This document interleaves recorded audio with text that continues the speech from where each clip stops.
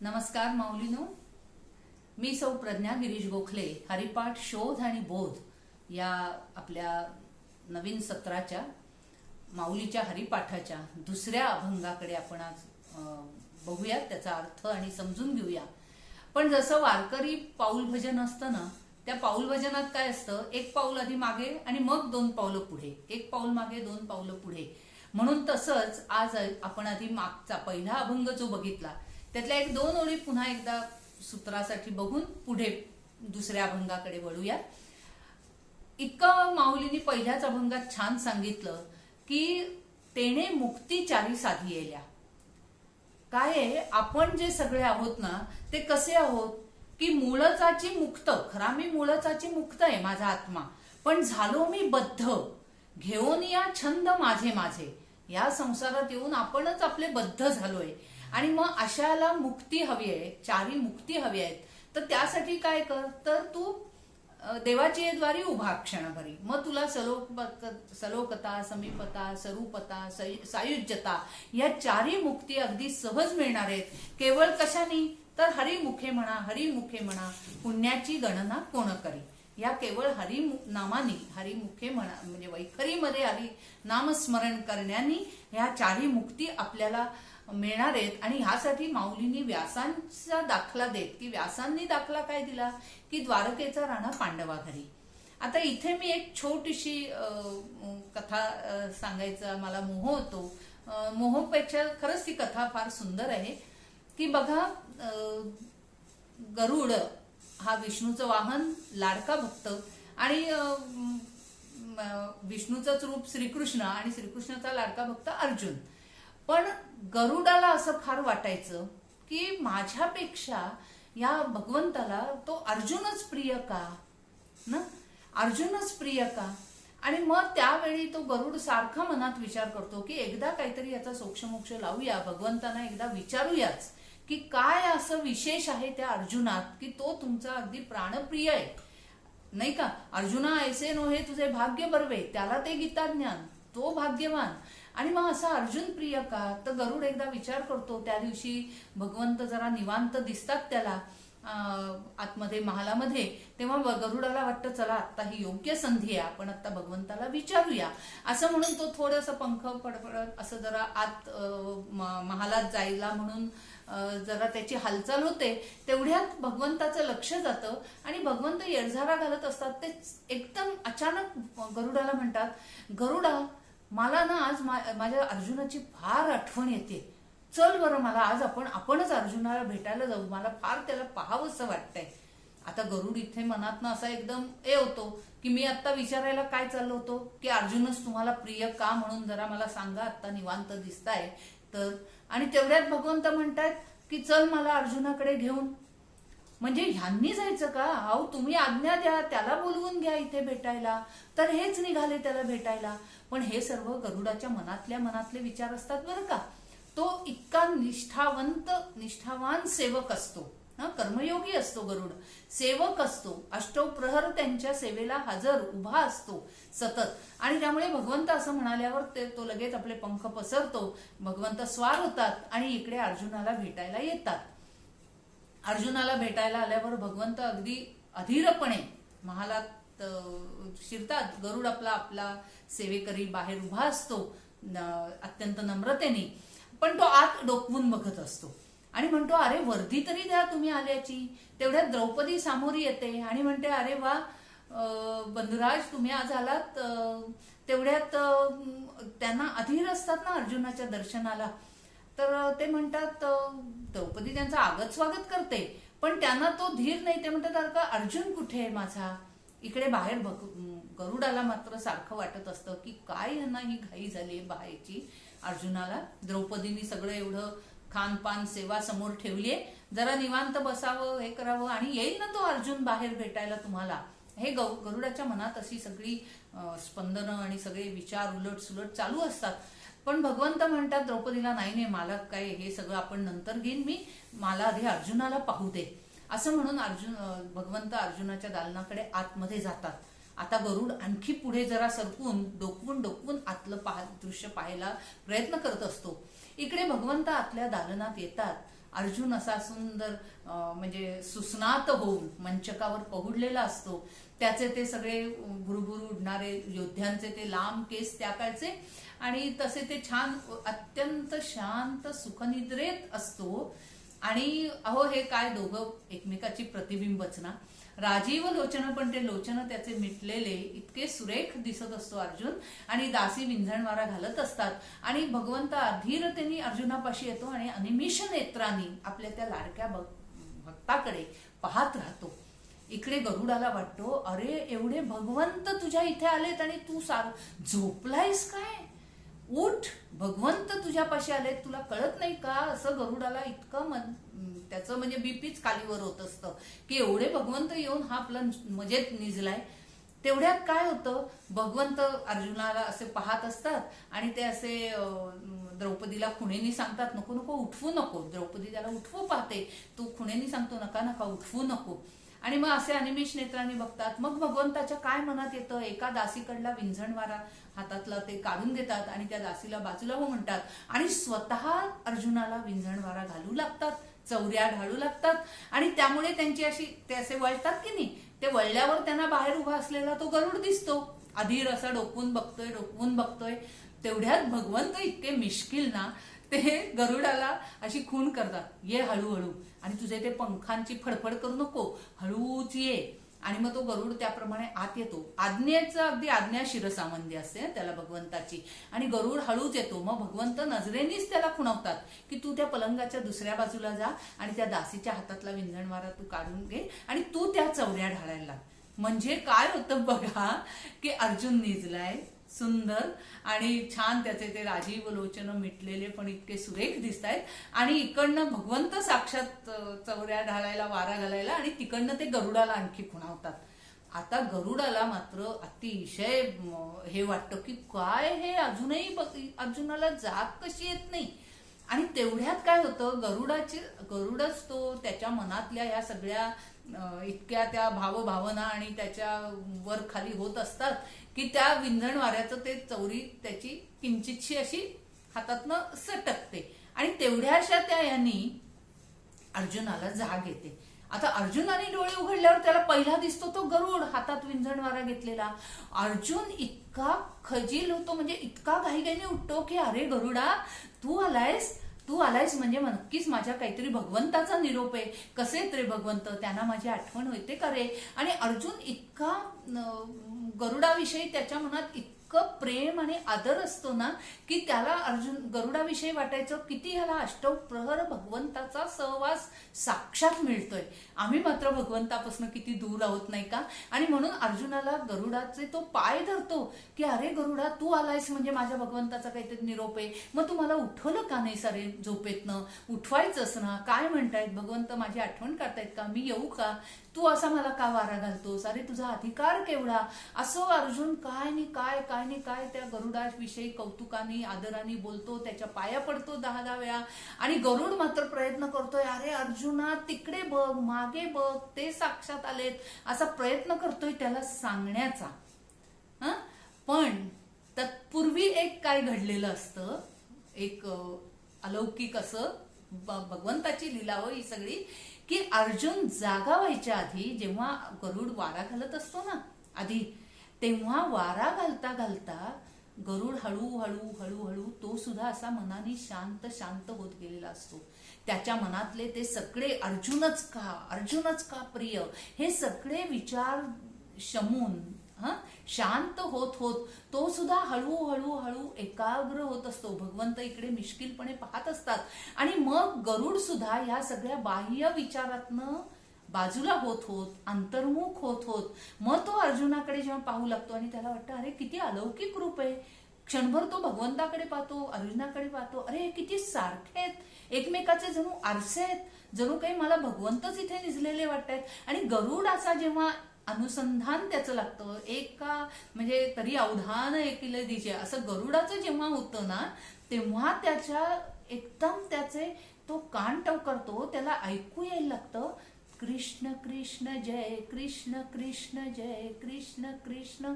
गरुड चमकून पाहतो की हे कुठून ऐकू येत आहे, नामस्मरण कुठून ऐकू येतंय. तो द्रौपदीकडे पाहतो, द्रौपदी तर काही नामस्मरण करत नाहीये. भगवंत साक्षात स्वतःच नामस्मरण स्वतःच कशाला करतील. आणि मग तो मनात आपल्या स्वतःच्या डोकून पाहतो आणि मी तर मुळीच नामस्मरण करत नाहीये. आणि मग असं करत करत तो जेव्हा अर्जुनाकडे पाहतो तेव्हा त्याच्या लक्षात येतं की असा अर्जुन जरी निजलेला दिसत असला, भासत असला, वाटत असला, तरी त्याच्या जणू काही अंगातल्या रोमातून त्याच्या अगदी त्या भुरभुरू उडणाऱ्या केसा गणिक हे नामस्मरण मला ऐकू येत आहे. आणि मग गरुड ऐकू लागतो आणि मग त्याला त्या अर्जुनाच्या रोमातनं चाललेलं नामस्मरण ऐकू यायला लागतं. कृष्ण कृष्ण जय कृष्ण कृष्ण जय कृष्ण कृष्ण. आणि तिथे गरुड खरा म्हणजे खजील होतो आणि त्या सर्व अपराधी भावनेतनं त्याच्या हातातनं तो विंझणवारा जरासा अपराधी भावनेतनं हे होतो. आणि मग तिथे अर्जुनाला जाग येते आणि अर्जुन मात्र गरुडाविषयीच्या आदराने बोलतो. आणि मग गरुड दाखवतो, अरे बघ ते भगवंत प्रत्यक्ष आलेत. आणि भगवंत मात्र आपल्या एका अनन्य भक्ताकडे म्हणजेच अर्जुनाकडे आणि एका कर्मयोगी भक्ताकडे म्हणजे गरुडाकडे, बघा तो कर्मयोगी आहे, सर्व सांगितलेलं व्यवस्थित करतोय, आज्ञा शिरसावंदी आहे, तो उलट भगवंताला बोलत विचारत नाही, त्याच्या मनात पुष्कळ काय चाललंय, पण तो कृतीतनं नाहीये, त्याच्या तो विचार करतोय. आणि अशा आपल्या कर्मयोगी म्हणजे तो सेवेला तत्पर आहे सतत, अशा त्या दोन्ही आपल्या लाडक्या भक्तांकडे. पण हा जो अनन्य भक्त आहे की जो बॅक ऑफ द माइंड अंतर्मनात देवाची द्वारी म्हणजे त्या देहाच्या द्वारी त्या ज्याचं नामस्मरण अखंड अनुसंधान आहे, अशा या लाडक्या अर्जुनाकडे पाहत भगवंत मात्र मिश्किल हास्य करतात. आणि तिथे गरुडाला कळतं की अर्जुनच लाडका भक्त का, श्रेष्ठ भक्त का. आणि तिथे गरुडाला कळतं. आणि अशा तऱ्हेची गरुडाचंही एक गर्वहरण किंवा गरुडाचं सुद्धा एक गैरसमज दूर करणं हे भगवंत त्या म्हणजे त्या प्रसंगातून साधून घेतात. आणि मग इथे आपल्याला कळतं की अर्जुनच प्रिय का, आणि म्हणून द्वारकेचे राणे पांडवा घरी का. आणि म्हणून असा हा द्वारकेचा राणा पांडवा घरी कशामुळे राहतोय तर हरिमुखे म्हणा अखंड हरिनाम चिंतनानी द्वारकेचा राणा पांडवा घरी येतो, तसाच आपल्याही घरी येईल. आणि मुळात बघा सगुण भक्ती आणि निर्गुण भक्ती दोन भक्ती. निर्गुण उपासना ही केव्हाही सर्वश्रेष्ठ आहे, पण निर्गुण उपासना ही सर्वसामान्यांना आपल्याला शक्य नाही. म्हणजे आपल्याला जेव्हा आपल्याला सगुण भक्ती जमत नाही तर निर्गुण उपासना काय जमणार. समोर देवाची मूर्ती आहे, देवाचा फोटो आहे, तरी आपलं मन किंवा देवाच्या सर्व पोथी पोरा याच्यावरनं आपली अक्षरांवरनं डोळे फिरतायत, पण आपल्या मनात मात्र काहीतरी भलतंच चालू असतं. आपण अष्टावधानी असतो का, म्हणजे संपूर्ण नामस्मरण म्हणजे ज्याचं नाम घेतोय त्याचंच स्मरण आपल्या मनात चाललेलं असतं का, तर नाही. मुखाने नाम आपण घेत असतो पण स्मरण मात्र भलतेच विचार आपल्या मनात असतात. आणि म्हणून सगुण भक्ती सुद्धा कठीण आहे तर निर्गुण उपासना तर किती कठीण.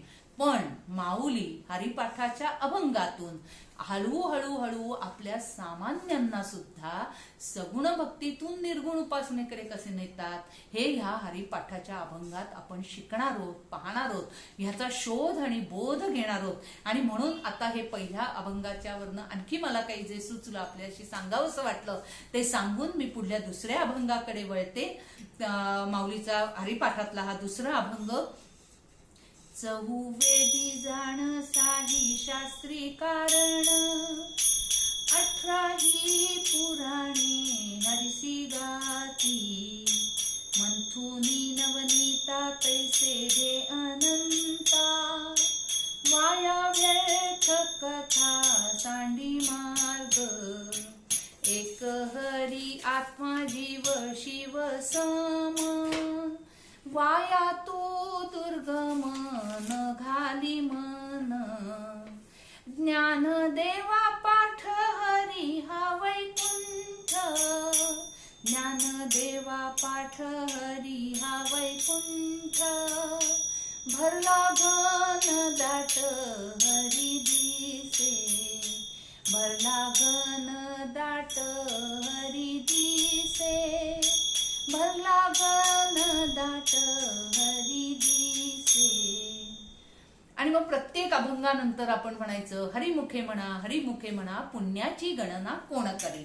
आता या दुसऱ्या अभंगात चहुवेदी जाण साही शास्त्री कारण. बघा, 4 वेद 6 शास्त्र सर्वजण 18 पुराण ही सगळी काय करतायत तर हरीसी गाती. एक ह्या हरीचंच फक्त गान, हरीचंच फक्त भजन करतायत. आणि का तर तो हरी कसा आहे तर मंथुनी नवनीता तैसे घे अनंता. जसं नवनीत काढावं, दह्याला विरजण लावून दही आहे, दुधाला विरजण लावून दही आहे, दही घुसळून ताक आहे, आणि ताक घुसळलं की येणारं नवनीत म्हणजे लोणी आहे. आणि तसा तो अनंत आहे. मंथुनी नवनीता तैसे घे अनंता. वाया व्यर्थ कथा सांडी मार्ग. बाकी ज्या सगळ्या आहेत त्या वाया व्यर्थ कथा आहेत. आणि म्हणून माऊली म्हणतायत की जीवशिवानी भरलेला म्हणजे एक हरी आत्मा जीव शिवा सम. एक हरी आत्मा जीव शिव समा वाया तू दुर्गमा न घाली मन. हा जो म्हणजे पिंडी ते ब्रह्मांडी आहे ना, जे म्हणजे आपण जन्माला येतो कोहम पासून सोहम आणि तत्वमसी सर्वम खल्विदम ब्रह्म, या सगळ्या 4 ब्रह्म वाक्य जी आहेत त्यामध्ये पर्यंतचा आपला हा प्रवास आहे, पिंडी ते ब्रह्मांडी. आणि हा जो पिंडी ते ब्रह्मांडी प्रवास आहे तो प्रवास कसा, तो हळूहळू आपल्याला कसा करायचा आहे की ज्ञानदेवा पाठ हरी हा वैकुंठ भरला घनदाट हरी दिसे. आता ह्यामध्ये माऊली काय म्हणतायत की तू इतर मार्गांमध्ये दुर्गम मार्ग जे आहेत, योग मार्ग असतील, कर्म मार्ग असतील, हे सगळे दुर्गम मार्ग आहेत. ते त्यामध्ये तू मन घालशील तेवढे ते सगळ्यांना जमण्यासारखे नाहीयेत. योग मार्ग तर खूपच कठीण आहे, सामान्यांना जमण्यासारखा नाहीये. पण हरिपाठ हा राजमार्ग आहे. बघा, आपल्याला कोणतेही शॉर्टकटही नकोत, लॉंगकटही नकोत, आणि आडमार्ग तर धोक्याचेच असतात. भक्ती मार्ग हा राजमार्ग आहे. आणि या राजमार्गावरचं हरिपाठ हे इतकं विलक्षण नवनीत आपल्या हातात माऊलींनी दिलंय की बघा, जसं नदी नाम आणि रूप, स्वतःचं नाव आणि रूप सोडून सागरात मिसळते, एकरूप होते. स्वतःच्या नामाचं विस्मरण आणि स्वतःच्या रूपाचं समर्पण म्हणजे भक्ती. आणि हरिपाठ, पाठ म्हणजे धडा. आता हा पाठ आपण यातनं काय धडा घ्यायचा आहे, काय शिकवण घ्यायची आहे की हरी हा वैकुंठ आहे, हा वैकुंठात भरलेला आहे. ज्ञानदेवा पाठ हरी हा वैकुंठ भरला घन दाट हरी दिसे. आपण ह्यातनं काय शिकायचंय तर सर्वत्र भरलेला हरी आधी पाहायला शिकायचंय. की म्हणजे एक असतं ना रॅपिड रिडिंग, की एक स्थूल वाचन असतं आणि मग सूक्ष्म वाचन असतं, नाही ना. तर आधी आपण स्थूल वाचन करूया. की त्यासाठी काय करायचं, असोनी संसारी जिव्हे वेगू करूया. की हा संसारात राहून आधी आपण हरिनाम घ्यायला सुरुवात करूया. आणि मग जो ब्रह्मांडात भरलेला आहे, जो सर्वत्र भरलेला घनदाट भरलेला असा हरी आहे तो आपण जाणून घेऊया. आणि जीव आणि शिव सम आहेत, समान आहेत, जे पिंडी आहेत ते ब्रह्मांडी आहे. हे जाणून घेण्यासाठी कोणत्याही दुर्गम कठीण मार्गाला न जाता सहज सोपा जो आपल्याला हरिनाम आहे ते हरिनाम घेत घेत घेत घेत तो हरी मनामध्ये ठसवत आपण हा हरिपाठ म्हणत हा राजमार्गावर आपण आता चालायचंय. आणि म्हणून ह्या दुसऱ्या अभंगात माऊली आपल्याला सांगतायत की ज्ञानदेवा पाठ हरी हा वैकुंठ, हे सगळं त्रैलोक्य जे भरलेलं आहे हरीनी भरलेलं आहे, हरीच्या मुद्रा आहेत या सगळ्या. आणि असा हा घनदाट भरलेला जो हरी आहे तो आपण पहिला जाणून घेऊया, तो आपण पाहायला शिकूया. आणि तो पाहायला शिकून तो घनदाट भरलेला हरी समजून घेऊन आपण पुढल्या म्हणजे तिसऱ्या अभंगाकडे जाणार आहोत. आणि तो तिसरा अभंग असा आहे की बघा, तिसऱ्या अभंगात माऊली म्हणतायत की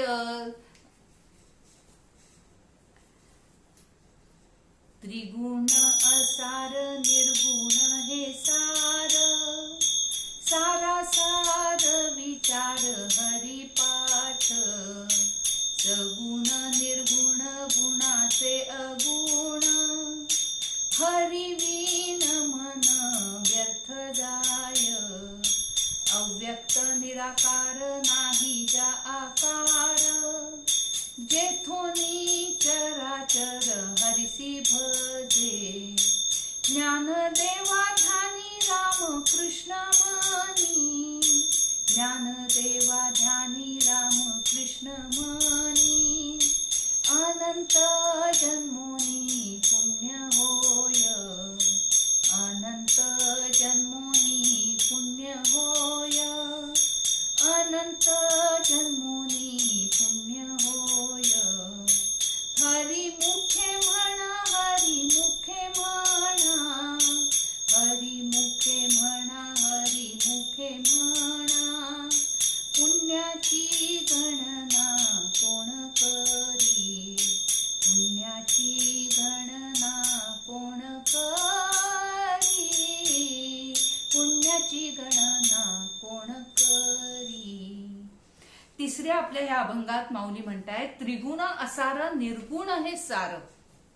त्रिगुण सत्व रज तम हे सुद्धा सगळं असार आहे. त्रिगुणात्मक ही जी हे जे जगडव्याळ बाळ व्यायलेलं आहे, ही जे जग आहे हे सगळं त्रिगुण असार, निर्गुण हे सार. मगाशी मी सांगितलं तसं की सगुण उपासनेकडनं निर्गुण उपासनेकडे माऊली नकळता आपल्याला हरिपाठातनं नेतात. की कसं आहे, सामान्यांना आपल्याला सगुणोपासना, आपल्याला समोर मूर्ती लागते, काहीतरी फोटो लागतोय समोर, काहीतरी संत दिसायला लागतंय, आणि मग आपण पण असं बघता बघता आपण दर्शन मात्र कसं घेतो, डोळे मिटून आत घेत असतो, नाही का. आणि मग असं ते जे आतलं दर्शन, अंतर्मुख होऊन जे पाहायचंय, तो सारासार विचार आहे. आणि तो सारासार विचार म्हणजे हरिपाठ आहे. हरिपाठ, हरी कसा आहे, हा जो अव्यक्त आहे, निराकार आहे, तो माऊली तर इतकं पांडुरंगाचं वर्णन करताना म्हणतात की निर्गुणपणे उभा, सगुणपणे शोभा. आपण म्हणायचं तर ती 2.5-3 फुटाची सावळी गोजिरी मूर्ती उभी आहे पंढरीला, पण म्हटलं तर ते प्रत्यक्ष परब्रह्म आहे.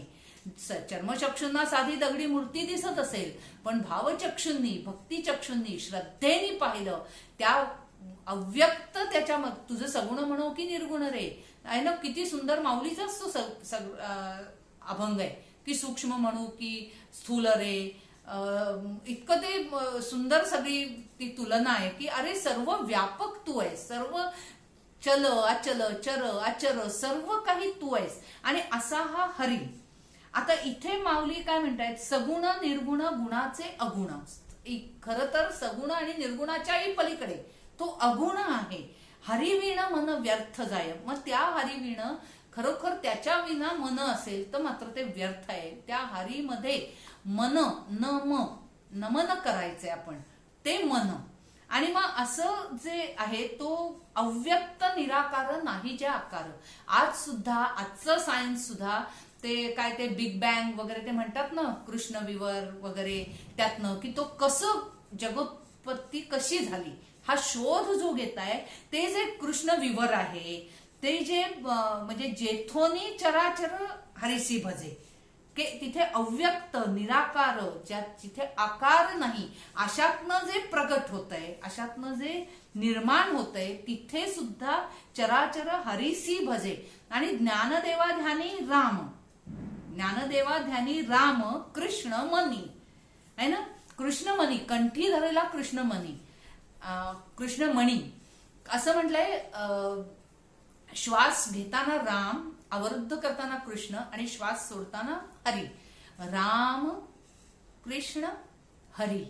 आपोआप तो योग होतो बरं का. म्हणजे तुमचा प्राणायाम होत असतो की राम कृष्ण हरी. आणि हरी कसा आहे, हरी कसा आहे, पांडुरंगाचं रूप कसं आहे की शिव तोची विष्णू, विष्णू तोची शिव, हरिहरा भेद नाही येथे. मस्तकी शिवलिंग आहे ना. आणि मग असा तो हरी जो आहे, जिथे म्हणजे कुठेही असं आपण भगवंतानीच प्रत्यक्ष सांगितलंय की आता जे काही सुरुवात करायची ते पुनश्च हरिही ओम, हरिही ओम. आणि सर्व झालं की परत हरिर्पणमस्तु, हरीला अर्पण करायचंय, श्रीकृष्णार्पणमस्तु असं करायचंय. त्यामुळे ध्यानी राम म्हणजे राम रमयंती, यामध्ये सुद्धा इतकं सुंदर आहे की राम रमयंती, राम हा आचरणीय आहे, कृष्ण कर्षती, कृष्ण उच्चारणीय आहे. आणि दोन्हीचे ऐक्य मननीय काय आहे, चिंतनीय काय आहे, तर तो हरी आहे. आणि रामासारखं आचरण असावं, कृष्ण हा उच्चार करावा. ग्रंथी धरला कृष्णमणी, ही जी इथे आपण बोट लावून धरलं ना, हे स्वरयंत्रच आहे. इथे कृष्ण कृष्ण जय कृष्ण कृष्ण.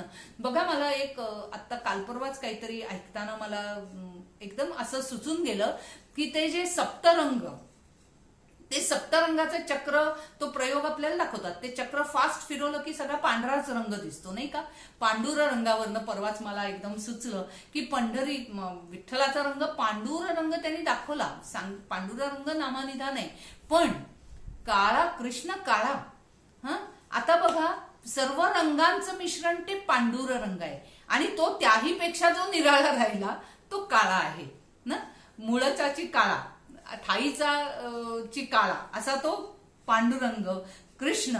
आणि असा तो कृष्ण मनी. आता हे जे म्हणजे प्रत्यक्ष मूर्तीमध्ये किंवा प्रतिमेत भगवंताला पाहायचं, ही सगुणोपासना आहे. मनात, चित्तात, कल्पनेत, ध्यानात त्या विश्वव्यापी निर्गुणाला, निराकाराला स्मरायचं, त्याचं नाम सतत उच्चारायचं, त्याचं स्मरण करायचं. ही खरं तर खडतर उपासना आहे. कारण मन आपलं चंचल आहे. आणि निग्रह, संयम, एकाग्रतेसाठी मात्र हा जप यज्ञ आवश्यक आहे. म्हणून वैखरीतला जप हा त्यासाठी खूप आवश्यक आहे. नामस्मरणाने आपोआप हळूहळू शरणागती, अनन्य भाव मनात जागतो. जपाचे 4 प्रकार सांगितलेत. हा व्यक्त नामजप, म्हणजे जो मोठ्याने आपण स्तोत्र पठण करतो किंवा काही आरत्या म्हणतो वगैरे करतो ना, ते सगळं काय म्हणायचं, आपला व्यक्त नामजप आहे. नंतर उपांशू जप आहे, तोंडातल्या तोंडात पुटपुटत म्हणतो. नामस्मरण जे आहे ना, ते शांत, समतोल, एकाग्र चित्त, प्रसन्न मनाने, एका ठाई आणि एका वेळी ठरवून केलं की ते जे आपलं विहित कर्म करते पण टाकून करता करविता तो हे जाणून ठेवून करायचं, ते नामस्मरण. म्हणजे राम करे हमारा काम, हम बैठे आराम. कबीर शेले विणताना ते विणतायत, ते कर्म करतायत, पण ते काय म्हणतात, हे मी नाही करत. राम करे हमारा काम, हम बैठे आराम असे. आणि कबीराचे विणतो शेले, आपल्याला ते फार सुंदर गाणं माहितीच आहे. उन्मनी जप जो आहे तो श्वासोश्वासावर लक्ष केंद्रित करून मनाच्या पलीकडे आत्मसाक्षात्काराच्या पातळीवर जाऊन केलेलं नामस्मरण, तो उन्मनी जप श्रेष्ठ आहे. मला असं वाटतं, ह्या जन्मात आपण निदान एवढं, पंढरीची पायवारीवर एक पाऊल टाकलंय, एवढं काय करतोय ना, हे सुद्धा आत्ता ह्या जन्मात पुष्कळ आपल्याला तारून नेईल. हे आणखी पुढलं तर आपल्या फारच पुढचे मुक्काम आहेत ते. पण आपण थोडं पहिल्या मुक्कामाला तर जाता येतंय का बघूया. आणि मग माऊली त्या अभंगात, 3ऱ्या अभंगात म्हणजे ह्या म्हणतायत की अव्यक्त निराकार नाही ज्या आकार, जेथोनी चराचर हरिसी भजे. तो जो उन्मनी जप आहे तिथे हरिसी भजा, तिथपर्यंत जाणं हे आपल्याला ह्या जन्मात माहित नाही. आपल्याला कधी कधी भगवंताने आपल्याला हाताशी धरलं तर आपण कुठे जाऊही, प्रश्नच नाही. पण आता आपण निदान तेवढं तरी करूया की ज्ञानदेवा ध्यानी राम कृष्ण मनी अनंत जन्मोनी. आपलं पहिलं जे बहुत सुकृताची जोडी म्हणून विठ्ठली आवडी, मुळात आपल्याला ही आवड आली आहे, हीच बहुत सुकृताची जोडी आहे. आणि आता अनंत जन्मांचं पुण्य असेल तर आपण हे नक्कीच पुढे हरिपाठाच्या अभंगातनं करायला लागूया. या राजमार्गावर तर आपण एक पाऊल टाकतोच आहोत. आणि मग आमच्या ध्यानात काय असतं हे बघता आपल्या मनात काय चाललंय इकडे पण आपण आता लक्ष द्यायला लागूया. तरच अनंत जन्माचं पुण्य आपलं फळाला येईल. आणि मग आपण माऊलींच्या पुढल्या 4थ्या अभंगाकडे पुढे पाऊल टाकायला सिद्ध होऊ. आणि म्हणून माऊली जे अखेर म्हणतायत की ज्ञानदेवा ध्यानी रामकृष्ण मनी अनंत जन्मोनी पुण्य होय. अनंत जन्मांचं पुण्य तर आपलं आता फळाला यायलाच लागलंय. आणि म्हणून ती जाणीव ठेवून पुन्हा एकदा माऊली चरणी, पांडुरंगा चरणी नतमस्तक होऊन पुन्हा एकदा परत एक ते जे प्रत्येक हरिपाठाच्या अभंगानंतर जे परत हरिमुखे म्हणायचं असतं ते म्हणूया. हरिमुखे म्हणा, हरिमुखे म्हणा, पुण्याची गणना कोण